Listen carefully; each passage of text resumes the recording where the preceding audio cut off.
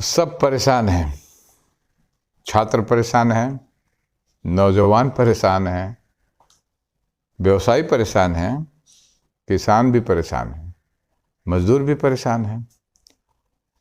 इस परेशानी का वजह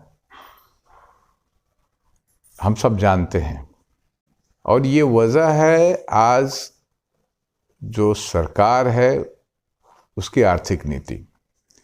ये आर्थिक नीति हमेशा ही बड़ा प्रभाव डालता है जीवन के स्तर से लेकर, जीवन शैली से लेकर, इन तमाम चीज़ों को कभी तो आक्रांत करता है, कभी इन्हें सींचता है।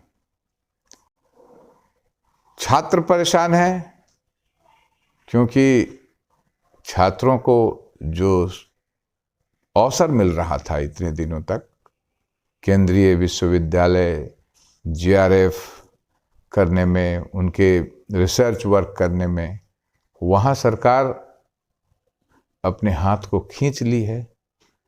नौजवान परेशान हैं क्योंकि बेरोजगार हैं और उन्हें रोजगार नहीं मिल रहा है, काम नहीं है। व्यवसायी परेशान हैं क्योंकि बिक्री नहीं है, खरीदार नहीं है, लोगों के हाथ में पैसे नहीं हैं। किसान परेशान हैं, एक के बाद एक किसान विरोधी कानून बन रहे हैं, और मजदूर भी परेशान हैं। तो ये तमाम चीज़ जो है आज हमें सोचने पर विवश कर दिया है कि आखिर होगा क्या, करें क्या। आप देखिए, जब हम आज़ाद हुए थे तो आर्थिक तौर पर हम बहुत मजबूत नहीं थे, और उस समय हमारे देश के जो पूंजीपति थे वो भी इतने मजबूत नहीं थे कि वो देश के आर्थिक विकास में हिस्सा ले सके। इसलिए जवाहरलाल नेहरू के नेतृत्व में, अब उस समय याद कीजिए किस तरह से एक के बाद एक सरकार ने अपने ऐसे कदम उठाए जिनसे हमारे यहाँ विभिन्न तरह के उद्योग धंधे लगने शुरू हुए। रेल बड़ा उदाहरण है, टेलीकम्युनिकेशन भी बड़ा उदाहरण है, ओएनजीसी, हिंदुस्तान पेट्रोलियम, रिसर्च भी काफ़ी हुए इन सब पर। और यहाँ एक ऐसा सेक्टर, नवरत्न का याद हमें आता है, एक ऐसा सेक्टर तैयार हुआ जो करोड़ों, हजार करोड़ों का लाभ करता था और लाखों को काम देता था। लेकिन आज ये तमाम चीज़ सरकार बिक्री कर दे रही है। ये बिक जा रहा है पूरा देश का संपदा, मालामाल हो रहे हैं मुट्ठी भर पूंजीपति। उनके इस पूरे लॉकडाउन में जब हम खा नहीं पा रहे थे, जब आपके हमारे घर में रखे हुए पैसे को हम भजा रहे थे, उसी से जी रहे थे, उस समय भी अदानी जी का, अंबानी जी का और इस तरह से दो चार और होंगे भारतवर्ष में जिनके पूंजी का इजाफा 30% से ज़्यादा हुआ। तो ये सरकार की नीतियां हैं जो उनको मालामाल कर रही हैं और आपके घर में आपके रखे हुए पैसे को ठीक ठीक लूट ले रही है। अभी केवल इतना ही नहीं, जब रेल बिक रहा है, जब ट्रेन बिक जा रही हैं, जब एयरपोर्ट बिक जा रहा है, जब ओएनजीसी, जब बैंक प्राइवेट हो जा रहे हैं, जब बैंकों को बिक्री कर दिया जा रहा, बैंकों को मर्ज कर दिया जा रहा, इससे आपका हमारा सीधा संपर्क कहाँ है, ये भी हमें सोचना होगा। जब ये आपके सरकार का होता था, आपका होता था, सरकार में आप भी हिस्सेदार हैं, आप वोट करते हो, इस पूरे गणतंत्र में, डेमोक्रेसी में तो सरकार बनती है और सरकार के आप स्टेक होल्डर होते हो। लाभ सरकार का होता था और सरकार आपके लिए काम करने के लिए रिस्पॉन्सिबल होती थी, बाध्य होती थी। सरकार आपके लिए काम करती थी और उस समय की सरकार ने किया, पूरे शिक्षा व्यवस्था को सजाया, एक से एक यूनिवर्सिटीज हुए, एक से एक स्कूल्स का नेटवर्किंग तैयार हुआ, पूरे भारतवर्ष में तैयार हुआ, और इसके पैसे वहीं से आए जो था आपका पब्लिक सेक्टर। बैंक का लाभ, बीमा का लाभ, ओएनजीसी का लाभ, आप देखिए रेल का लाभ, टेलीकम्युनिकेशन का लाभ, ये कोई नुकसान में नहीं थे कि इनको बिक दिया गया, इनको बिक्री करने के लिए आप बाध्य हुए। सारे लाभ कर रहे थे, बाल्को नाल्को सब हम जानते हैं। लेकिन बिका क्यों? किसके हक में ये कदम लिया गया? क्यों लिया गया ये कदम?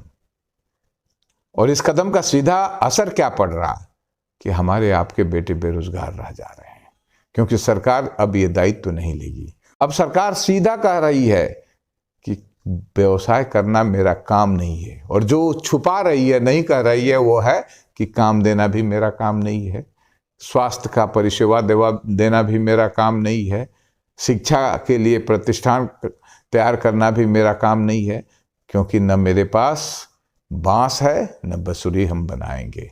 सारा कुछ अदानी जी करेंगे, अंबानी जी करेंगे, सारा कुछ प्राइवेट कर दिया जा रहा है। ये जो प्राइवेटाइजेशन, देश को बिक्री, देश के संपत्ति को बिक्री कर देने का जो प्रक्रिया चल रहा है, इसी प्रक्रिया में ये मूल्य वृद्धि भी है। चीज बीज के दाम बढ़ रहे हैं, देखिएगा अर्थनीति से सीधा इसका संपर्क है। आज रसोई गैस, मैं कल इलाके में घूम रहा था, मैं बहुतों जगह जाकर देखा लोग लकड़ी से खाना बनाना शुरू किए हैं। मैं पूछा भाई अचानक क्या हुआ? उजाला में तो आपके घर में है ना रसोई गैस। लोग कर रहे हैं रसोई गैस किनने का पैसा नहीं है। ये सीधा मार। पेट्रोल डीजल के दाम बढ़ रहे हैं, आप कह रहे हो कि नहीं इसमें मेरी कोई हिस्सेदारी ही नहीं होगी। जिस पेट्रोल का मालिक, डीजल का मालिक जितना चाहे बढ़ाए, और मैं जैसे जले हुए पर नमक छिड़का जाता है, मैं टैक्स बैठाऊंगा, ड्यूटीज बैठाऊंगा, आपको लूटूंगा। और ये ड्यूटीज होगा, बैठाया गया है। यदि ड्यूटीज स्टेट और का शेष हटा दिया जाए और केंद्र सरकार का भी हटा दिया जाए, तो आप बड़े कम दाम में यहाँ भी पेट्रोल डीजल मिल सकता है और महंगाई कम हो सकती है। नहीं हो रहा है। एक समय हम देखें कि किसानों के लिए जो पब्लिक सेक्टर के पैसे आते थे और सरकार जो काम करती थी, भांगड़ा नंगल बांध, ग्रीन रेवोल्यूशन जो हुआ भारतवर्ष में, हरित क्रांति जो पूरे भारतवर्ष के कृषि को, पूरे कृषि व्यवस्था को बदल दिया था, आज उतना इन्वेस्टमेंट नहीं है। आज सरकार कोई इन्वेस्ट ही नहीं कर रही है, सरकार पैसा ही नहीं लगा रही है किसानों पर। सारा कुछ छोड़ दिया गया है कॉन्ट्रैक्चुअल फार्मिंग के ऊपर, सारा कुछ छोड़ दिया है विदेशी बीज के ऊपर। ये तमाम सवाल आज हमारे सामने हैं, इसलिए हम सब परेशान हैं। आश्चर्य के साथ मैं देखा, जो लोग कह रहे थे केंद्र सरकार मोदी जी के पक्ष में, कल तक जीएसटी के मार ने उन्हें भी मारा, तो वो भी रास्ते पर उतरकर भारत बंद किए। कभी कभी मैं सोचता हूं कि जब तक मेरे घर में आग नहीं लगेगी इन नीतियों के वजह से, मैं खुद बर्बाद नहीं हो जाऊं, तब तक मुझे सबक नहीं मिलेगा। इस बर्बाद होने के पहले ही हमें सबक लेना होगा। अब देखिए भारत का, ये हमारे देश का जो बजट हुआ, हम क्या देखे उसमें? केवल इनडायरेक्ट टैक्सेशन, जिन पर आप किन छूट दे रहे हैं, किनको आप स्टिमुलस कर रहे हैं, किनके लिए प्रोजेक्ट जो बहुत बहुत कॉरपोरेट हैं, बड़े कॉरपोरेट हैं, लेकिन आप साधारण लोगों के लिए, साधारण व्यवसायियों के लिए कुछ नहीं दे रहे हैं। हमसे हम एक सलाई खरीदने जाएं तो वहां भी टैक्स ले रहे हो, लेकिन जो अरबों खरबों का पैसा रख रहे हैं उनके ऊपर तुम टैक्स का छूट दे रहे हो, टैक्स में उनको रिबेट दे रहे हो।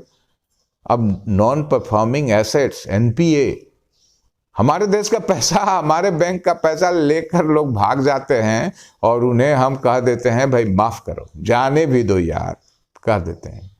ये जो आर्थिक नीति है, परेशानी का मूल कारण है। अब देखिए, जो चीज प्राइवेट सेक्टर में देना था वो प्राइवेट को ना देकर जिन्हें अपने पास रखना था उसे आप दे रहे हो, उन्हें मालामाल होने के लिए, उन्हें लूट के लिए। प्राइवेट यदि शिक्षा में आता है, प्राइवेट यदि सर्विस में आता है, प्राइवेट कैपिटल यदि आपके संपत्ति को खरीद लेता है, तो वो जो लाभ होगा उसका व्यक्तिगत लाभ होगा। किसी भी पूंजी का मूल उद्देश्य होता है कि वो प्रॉफिट करे, लेकिन सरकार का उद्देश्य प्रॉफिट नहीं होता है। सरकार उस लाभ से जनता के लिए काम करती है, जनता के हक में काम करती है। देखिएगा एक और एनवायरमेंटल प्लंडर जो हो रहा है, ये जो लूट हो रहा है पूरे प्रॉफिट के नाम पर, प्राइवेटाइजेशन के नाम पर, एनएचपीसी हाइडल प्रोजेक्ट के नाम पर, जो पूरे हमारा जो पर्यावरण है उसके खिलाफ जो काम हो रहा है, ये भी बड़ा थ्रेट है, बड़ा थ्रेट है। एक बच्ची लड़ रही है बेचारी, पूरे विश्व में उसको सभी लोग जानते हैं, उसकी आवाज़ अभी सब तक नहीं पहुंच रहे हैं, लेकिन हमें कोरोना ने सिखा दिया। पोल्यूशन, एनवायरमेंटल प्लंडर, इस प्रकृति और पर्यावरण के खिलाफ हम होंगे तो ये नेचर भी हमारे खिलाफ एक्ट करेगा। इसलिए यहाँ भी हमें रोकना है। Accumulation of profit, accumulation of capital जो हो रहा है इस प्लंडर से, इस लूट से, इससे बचने के लिए नीतियों को बदलना होगा। और ये नीति को बदलने की लड़ाई सामने है।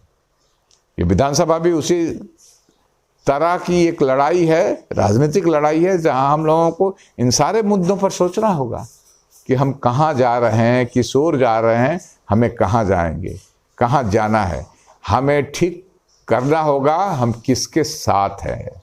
हमारा साथ यदि उनके साथ हम हैं तो इस दुर्दशा के लिए तैयार रहें, इस बर्बादी के लिए तैयार रहें। और यदि विकल्प के साथ है, वामपंथी विकल्प के साथ है, जो रोजगार की बात करता है, जो आपके लिए शिक्षा की बात करता है, जो आपके लिए स्वास्थ्य की बात करता है, जो आपके लिए कृषि में अग्रगति की बात करती है, कृषि में आप सरकार अपनी जिम्मेवारी ले इसकी बात करती है, जो मजदूरों के हक में जो कानून है उसको बहाल रखने की बात करती है, तो आप खुशहाल रहेंगे। नहीं तो आज की स्थिति और भी अंधकार की ओर हमें ले जाएगी, बद से बदतर हम होंगे। लेकिन मेरा आशा है कि हम लोग इस अंधकार से लड़कर एक रोशनी की ओर, एक नए सूर्योदय की ओर हम जाएंगे और जा रहे हैं।